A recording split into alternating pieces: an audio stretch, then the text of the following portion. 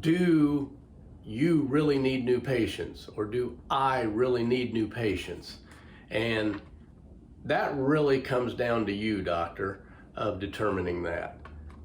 What I'm talking about is this. Sure, when we're first starting out in practice, if you're just getting the doors open, you're in the first couple of years of practice, then yes, obviously you need new patients to come in the door. And frankly, we all need new patients as we go along. But the amount of new patients that you need is what really we're going to talk about today. And here's the fact of the matter. If you keep patients, then that reduces dramatically your need for new patients to come in the door. And obviously, if you're having to market for them, if you're having to go out and work for them, and you're not a referral-based practice, then that costs a lot of money and a lot of time and effort to go out and get those new patients. So if we would concentrate on actually keeping the new patients that come in the door, then we don't need near as many new patients. And so you can run the numbers on this.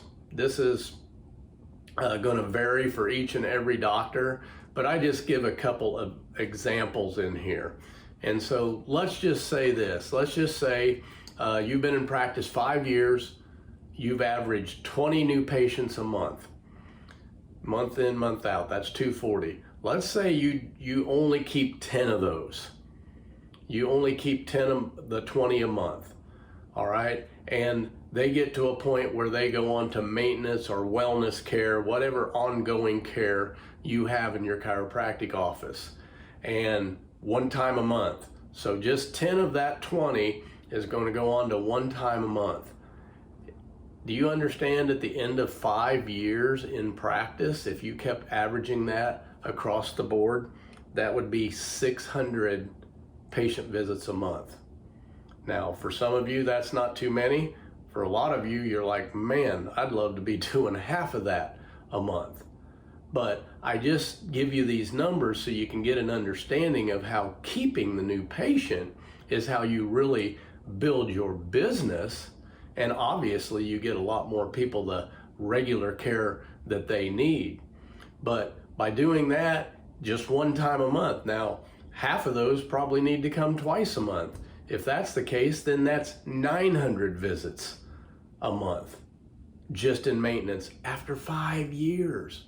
And so after 10 years, you can double all those numbers.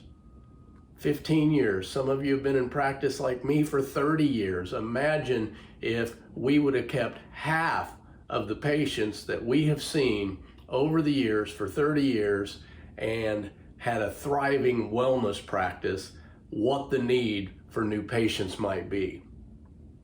Probably not a lot.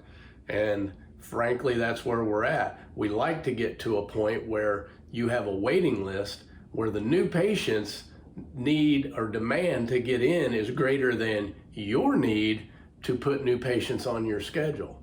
And so we get to that waiting list practice, and that's a comfortable place to be. Trust me, I've been there, I've done that, and it's a lot more fun seeing the maintenance and wellness patients staying healthy than to be grinding out, seeing new patient after new patient after new patient after new patient.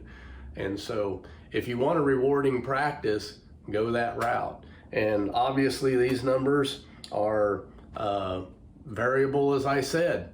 And so they might change for you. Maybe you've only been in practice for 2 years and you're building that, but you're not keeping the patients that you should be. And so you're going to be on the revolving wheel, that revolving door of new patients coming in and then right out the back. And so you have that continuing need over and over and over for that new patient number every month in and out.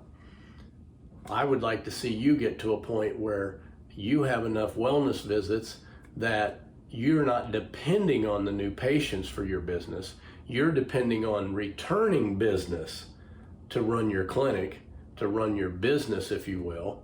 And then the new patients that you bring in are growth and helping that practice to continue to climb and grow.